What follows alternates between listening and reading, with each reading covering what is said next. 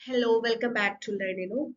So നമുക്ക് കീം 2024 ഇപ്പോൾ കോളേജിൽ ചെന്നിട്ടുള്ള ഒരു അഡ്മിഷൻ പ്രൊസീജിയർ നടന്നുകൊണ്ടിരിക്കുകയാണ്. സോ കുറേ അധികം സ്റ്റുഡൻസ് ഡൗട്ട്സ് ചോദിക്കുന്നുണ്ട്. അതായത് കോളേജിൽ നമ്മൾ നേരിട്ട് പോയി തന്നെ അഡ്മിഷൻ എടുക്കണോ, നേരിട്ട് പോവാതെ അഡ്മിഷൻ എടുക്കാൻ പറ്റുമോ, അല്ലെങ്കിൽ കൃത്യം പറഞ്ഞിട്ടുള്ള ഡേറ്റിൽ പോകാൻ പറ്റില്ലെങ്കിൽ എന്ത് ചെയ്യണം? അപ്പൊ അങ്ങനെയുള്ള കാര്യങ്ങൾക്കുള്ള ഒരു ഉത്തരവാണ് ഇന്നത്തെ വീഡിയോ. അപ്പൊ ആദ്യം തന്നെ നമ്മൾ മനസ്സിലാക്കുക, നമ്മൾ കോളേജിൽ പോയി ഡയറക്റ്റ് ആയിട്ട് അഡ്മിഷൻ എടുക്കുക എന്ന് പറഞ്ഞൊരു പ്രൊസീജിയർ ആണ്. കാരണം നമ്മൾ അവിടെ പോയി പഠിക്കാൻ പോവുകയാണ്. അപ്പോൾ നമ്മൾ നേരിട്ട് അവിടെ പോയിട്ട് തന്നെയാണ് ഇത് ചേരേണ്ടത്. ഓക്കെ, ഇപ്പം ട്രാവൽ ചെയ്യാൻ ഒരുപാട് ഡിസ്റ്റൻസ് ഉണ്ട്, ഒരുപാട് ദൂരെയാണ് കിട്ടിയിരിക്കുന്നത്, ഇതൊന്നും ഒരു റീസൺ അല്ല. നമ്മൾ അവിടെ കൃത്യം പറഞ്ഞിട്ടുള്ള സമയത്ത് എത്തുക എന്നുള്ളത് നമ്മുടെ ഉത്തരവാദിത്വമാണ്. പിന്നെ ഇതിനകത്ത് ജെന്യൂൻ ആയിട്ടുള്ള റീസൺസ്, ഇപ്പൊ എന്തെങ്കിലും ഒരു മെഡിക്കൽ ഗ്രൗണ്ടിൽ നമുക്ക് ട്രാവൽ ചെയ്യാൻ പറ്റാതിരിക്കും, അങ്ങനെയൊക്കെയുള്ള ഒരു ക്രിട്ടിക്കൽ സിറ്റുവേഷനിൽ നമുക്ക് കോളേജിൽ പോകാൻ പറ്റിയില്ലെങ്കിൽ എന്ത് ചെയ്യണം എന്നുള്ളതിൽ മാത്രമേ ഉത്തരവുള്ളൂ. അല്ലാത്ത ഒരു സാഹചര്യത്തിലും നമ്മൾ കോളേജിൽ പോയി ജോയിൻ ചെയ്യാതിരിക്കുക എന്നുള്ളൊരു കാര്യമില്ല. നമ്മൾ നേരിട്ട് തന്നെ പോയി കോളേജിൽ പോയി അഡ്മിഷൻ അല്ലെങ്കിൽ നമ്മളത് ജോയിൻ ചെയ്യണം. പിന്നെ ഇതിനകത്ത് മറ്റൊരു ക്വസ്റ്റ്യൻ എന്ന് പറയുന്നത്, നമുക്കറിയാം 27-ാം തീയതി വരെ നമുക്ക് കോളേജിൽ പോയി ജോയിൻ ചെയ്യാൻ ടൈം ഉണ്ടെങ്കിലും ഓരോ ഡിപ്പാർട്ട്മെന്റുകൾ അല്ലെങ്കിൽ ഓരോ കോഴ്സുകൾക്ക് നമുക്ക് ഓരോ ജോയിനിങ് ഷെഡ്യൂൾ തന്നിട്ടുണ്ട്. അപ്പോൾ ആ ദിവസം പോകാൻ കഴിയില്ലെങ്കിൽ എന്ത് ചെയ്യണം എന്ന് ചോദിച്ചവരോട് കൃത്യമായി പറഞ്ഞിട്ടുണ്ട്. അത് നിങ്ങൾ കോളേജിൽ വിളിച്ച് കൃത്യമായി അത് ഇൻഫോം ചെയ്യുക. ആ പറഞ്ഞ ദിവസം എനിക്ക് എന്തെങ്കിലും ബുദ്ധിമുട്ടുണ്ട്, പക്ഷെ 27-ാം തീയതിക്ക് മുന്നേ നമുക്ക് എടുക്കാൻ പറ്റും, അഡ്മിഷൻ എടുക്കാൻ പറ്റുന്നുണ്ടെങ്കിൽ അത് കോളേജുകാരുടെ നിർദ്ദേശം അനുസരിച്ച് മാത്രമേ നിങ്ങൾക്ക് അതിനൊരു ഡിസിഷൻ എടുക്കാൻ പറ്റുള്ളൂ. ഓക്കെ, അപ്പോൾ അവര് ചിലപ്പോൾ കൃത്യമായി അതിനൊരു ഓൾട്ടർനേറ്റ് ഡേറ്റ് തരാം, അല്ലെങ്കിൽ നിങ്ങൾ ആ ദിവസം തന്നെ ജോയിൻ ചെയ്യണം എന്ന് പറയാം. അതെന്താണെങ്കിലും നിങ്ങൾക്ക് അലോട്ട് ചെയ്തിട്ടുള്ള കോളേജിൽ തന്നെ വിളിച്ച് ആ കൃത്യമായി, ഒരു പക്ഷേ നിങ്ങളുടെ റീസൺ ജെന്യൂൻ ആണെങ്കിൽ അവർ മറ്റൊരു ദിവസം അതിന് അലോട്ട് ചെയ്താൽ, കാരണം നമുക്ക് 27-ാം തീയതി വരെ കോളേജിൽ ജോയിൻ ചെയ്യാനുള്ള ടൈം ഉണ്ട് എന്നുള്ളത് കൊണ്ട്.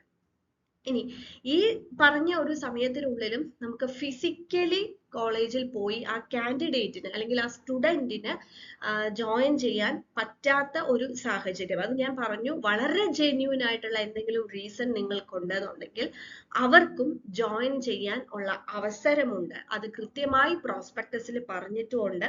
അതായത് പേഴ്സണൽ കൗൺസിലിങ്ങിന് അറ്റൻഡ് ചെയ്യാൻ കഴിയുന്നില്ല എന്നുണ്ടെങ്കിൽ, not able to attend the allotment process on genuine grounds, അങ്ങനെയാണെന്നുണ്ടെങ്കിൽ അവരുടെ പാരന്റ്, ഗാർഡിയൻ അല്ലെങ്കിൽ ഒരു authorised person, they can act as a proxy at the risk of the candidate. കാൻഡിഡേറ്റിന്റെ റിസ്കിൽ ഈ പറഞ്ഞ ആർക്കെങ്കിലും, പാരന്റിനോ ഗാർഡിയനോ അല്ലെങ്കിൽ ഒരു ഓതറൈസ്ഡ് പേഴ്സണിന് പോയി നമുക്ക് അഡ്മിഷൻ എടുക്കാനായിട്ട് സാധിക്കും. വെറുതെ അങ്ങ് പോയി അഡ്മിഷൻ എടുക്കാൻ പറ്റില്ല, അവരൊരു ഓതറൈസേഷൻ ലെറ്റർ കൂടെ കൊടുക്കണം. അത് അനക്ഷറിൽ പറഞ്ഞിട്ടുണ്ട്. ആ ഓതറൈസേഷൻ ലെറ്ററോട് കൂടി നിങ്ങളുടെ ഡോക്യുമെന്റ്സ് കാര്യങ്ങളെല്ലാം കൊണ്ടുപോയി നിങ്ങൾക്ക് അഡ്മിഷൻ എടുക്കാൻ സാധിക്കും. പ്രത്യേകം പറയാ, നമ്മൾ എന്തെങ്കിലും ചെറിയ ചെറിയ റീസൺ കൊണ്ട് ആള് സ്ഥലത്തില്ല അല്ലെങ്കിൽ വേറെ എന്തെങ്കിലും ആണ്, ഇങ്ങനെയുള്ള റീസൺ കൊണ്ടൊന്നും അല്ല പറഞ്ഞിട്ടുള്ളത്. ഏതെങ്കിലും ഒരു തരത്തിലും ട്രാവൽ ചെയ്യാൻ പറ്റാത്ത ഒരു സാഹചര്യത്തിലോ അങ്ങനെയൊക്കെ ആണെങ്കിൽ മാത്രമേ ഈ പറഞ്ഞൊരു കേസ് നമുക്ക് പറ്റുള്ളൂ. അപ്പൊ ഇതിന്റെ അകത്ത് നമ്മൾ പറഞ്ഞിട്ടുള്ള ഓതറൈസേഷൻ ലെറ്റർ കൂടി നോക്കാം. ഇത് പ്രോസ്പെക്ടസിൽ തന്നെ ഉള്ളതാണ്. പേജ് നമ്പർ 164-ലാണ് ഈ ഒരു ഓതറൈസേഷൻ ലെറ്റർ ഉള്ളത്.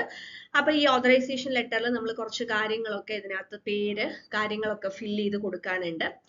അത് കൂടാതെ ഈ ഒരു ലെറ്റർ എന്ന് പറയുന്ന ഒരു ഗസറ്റഡ് ഓഫീസറെ കൊണ്ട് നമ്മൾ സൈൻ ചെയ്യിക്കേണ്ടതാണ്. അപ്പൊ അതില് നമ്മുടെ കാൻഡിഡേറ്റിന്റെ ഫോട്ടോഗ്രാഫ്, അത് ഗസറ്റഡ് ഓഫീസറെ അറ്റസ്റ്റ് ചെയ്യണം. അത് കൂടാതെ നമ്മുടെ ഓതറൈസ്ഡ് റെപ്രസെന്റേറ്റീവ്, അത് ആരാണോ നമ്മൾ പോകുന്നത്, പാരന്റ് ആണോ ഗാർഡിയൻ ആണോ, അവരുടെ ഫോട്ടോഗ്രാഫ് അത് അറ്റസ്റ്റ് ചെയ്യേണ്ടത് കാൻഡിഡേറ്റ് ആണ്. അപ്പൊ 2 ഫോട്ടോഗ്രാഫ് അതിൽ വെക്കണം. അപ്പൊ അതിനുശേഷം ഈ പറഞ്ഞ പോലെ തന്നെ ഗസറ്റഡ് ഓഫീസർ അതിൽ അറ്റസ്റ്റ് ചെയ്യണം, ഫോട്ടോഗ്രാഫ് അറ്റസ്റ്റ് ചെയ്യണം, അവരുടെ പേരും ഡെസിഗ്നേഷനും സീല് കാര്യങ്ങളൊക്കെ വെക്കണം, ഓതറൈസ്ഡ് റെപ്രസെന്റേറ്റീവിന്റെ സിഗ്നേച്ചർ കാര്യങ്ങളൊക്കെ വെക്കണം. അതൊക്കെ കൃത്യമായി അറ്റസ്റ്റ് ചെയ്ത് ആ ഒരു ജെന്യൂൻ റീസൺ ആണെങ്കിൽ മാത്രം നമുക്ക് ഈ ഒരു ഓതറൈസേഷൻ ലെറ്റർ യൂസ് ചെയ്തിട്ട് കാൻഡിഡേറ്റ് നേരിട്ട് പോവാതെ തന്നെ അഡ്മിഷൻ എടുക്കാൻ പറ്റും. അപ്പൊ ഞാൻ ആദ്യം പറഞ്ഞൊരു കേസ്, അതായത് നിങ്ങൾക്ക് തന്നിട്ടുള്ള ജോയിനിങ് ഷെഡ്യൂളിൽ നിങ്ങൾക്ക് പോകാൻ പറ്റാത്ത ഒരു സാഹചര്യം ഉണ്ട്, പക്ഷെ 27-ന് മുന്നേ നിങ്ങൾക്ക് കോളേജിൽ പോകാം എന്നുള്ള സാഹചര്യം കൃത്യമായി നിങ്ങൾ കോളേജിൽ വിളിച്ച് പോവുക. അപ്പൊ കാരണം അവിടെ നമ്മൾ 27-ന് മുന്നേ നമുക്ക് ഫിസിക്കലി ജോയിൻ ചെയ്യാൻ പറ്റും അല്ലെ. അപ്പൊ അത് നമ്മൾ കോളേജുമായി ബന്ധപ്പെടുക. അതല്ലാതെ നിങ്ങൾക്ക് ഫിസിക്കലി ജോയിൻ ചെയ്യാൻ ഈ പറഞ്ഞ ഒരു ടൈം ഷെഡ്യൂളിലുള്ള പറ്റാത്ത സ്റ്റുഡൻസിന് വേണ്ടി, അല്ലെങ്കിൽ അങ്ങനെയുള്ള കാൻഡിഡേറ്റ്സിന് വേണ്ടി, ആ ജെന്യൂൻ ആയിട്ടുള്ള റീസൺ ഉള്ളവർക്ക് മാത്രമാണ് ഈ പറഞ്ഞ ഓതറൈസേഷൻ ലെറ്റർ എന്ന് പറയുന്നത്. ബാക്കി എല്ലാവരും നിങ്ങൾക്ക് എവിടെയാണോ അഡ്മിഷൻ കിട്ടിയിട്ടുള്ളത് അവിടെ പോയി ഫിസിക്കലി പ്രസന്റ് ആയി ആ പേഴ്സണൽ കൗൺസിലിംഗിൽ പങ്കെടുത്തുകൊണ്ട് തന്നെയാണ് ജോയിൻ ചെയ്യേണ്ടത്. Thank you.